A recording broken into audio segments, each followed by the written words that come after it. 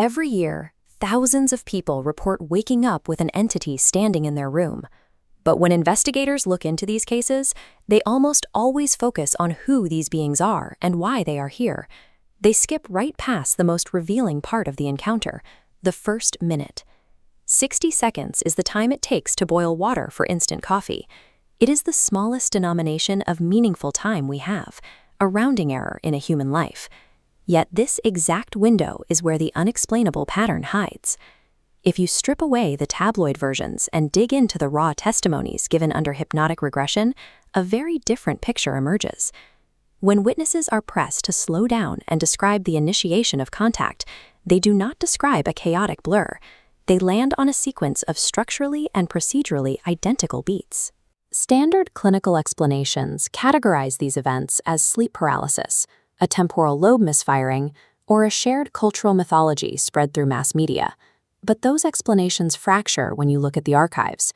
Transcripts gathered by rigorous psychiatrists at institutions like Harvard Medical School reveal a consistency that bridges wildly different demographics. A farmer in rural Nebraska in 1967 and a retired flight officer in England in 2004 described their encounters using the exact same language. These archives reveal a perfectly synchronized sequence of events. It is a matter of timing, a pattern where every sensation arrives precisely on cue across thousands of unconnected individuals. A misfiring brain or a cultural delusion produces fragmented, chaotic hallucinations. It does not produce a perfectly sequenced multi-step protocol. The sequence begins at 0 seconds, with a total cessation of voluntary movement. Witnesses report their body being switched off at the source. A forestry worker in Arizona captured this feeling when he said he didn't faint or fall asleep. He simply stopped having access to himself. Clinical sleep paralysis is defined by extreme terror and a massive fight or flight response.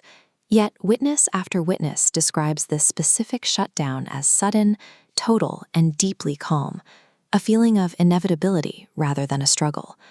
Right before that paralysis fully sets in, there is the visual trigger. The entity initiates a locked, sustained moment of eye contact. Witnesses struggle for the right vocabulary here, often describing the dark eyes as liquid, depthless, and absorbing.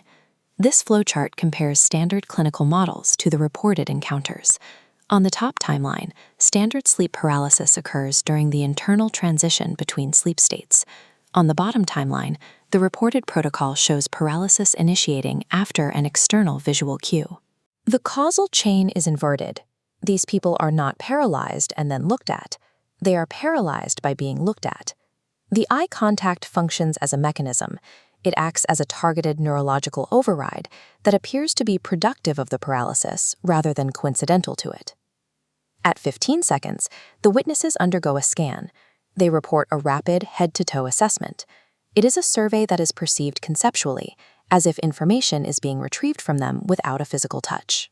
The strange psychological weight of this step is that witnesses feel they are being verified, not discovered. One civil engineer noted he had the certainty they had seen him before and already knew exactly what they were going to find. This verification process suggests something other than random selection. It points to a scheduled, organized program running on a timeline the witness is unaware of. At the 30-second mark, the environment shifts. The world outside the room undergoes a total acoustic shutdown. Crickets cut off mid-chirp, traffic noise vanishes, and the ambient hum disappears. A dreaming brain has no mechanism to produce an acoustic void. Dreaming minds create sonic distortions and internal noise, but they cannot selectively eliminate real-world sensory data from the external environment. A former military communication specialist recognized this as signal suppression. The silence implies a physical radius, an active interference bounding the room and cutting it off from the outside world. This acoustic void represents an environmental manipulation. It is something happening to the physical space around the witness, not a failure of their own perception. At 45 seconds, communication begins. Information is deposited directly into the cognitive stream. Witnesses do not hear words. They report a sudden, injected knowing. They receive meaning that bypasses every normal sensory channel. By the 60-second mark, the witness's will to resist completely dissolves. The physical body is still present, and many note they could theoretically still move, but the drive to fight back has been neutralized. They comply without physical coercion. There is no physical restraint, no fear tactic, and no chemical sedation used to gain this submission. Achieving willing submission in under a minute suggests a level of control over human neurology that is not documented in any known scientific literature. The final skeptical hurdle assumes that a shared cultural mythology from movies and television essentially trained the public to hallucinate the same sequence. That explanation runs into a coordination problem. A young farmer in Brazil reported this exact 6-step protocol in 1957. He experienced the paralysis, the gaze, and the scan years before a global pop culture around alien abduction existed. Foundational cases followed the same pattern. Betty and Barney Hill gave a procedurally identical account under hypnotic regression in the early 1960s, well before their story saw mass media publication in 1966. The popular cultural narrative did not engineer the memories of the witnesses. The culture copied the witnesses' reality.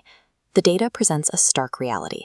Thousands of isolated people, separated by oceans and decades, report an unbroken, identical 6-step protocol executed in 60 seconds. A perfectly executed procedure implies a highly specific purpose. This unprecedented level of efficiency requires massive, systematic repetition. If this 60-second protocol is this consistent and this refined, how many times did they have to practice on us to get that good at it?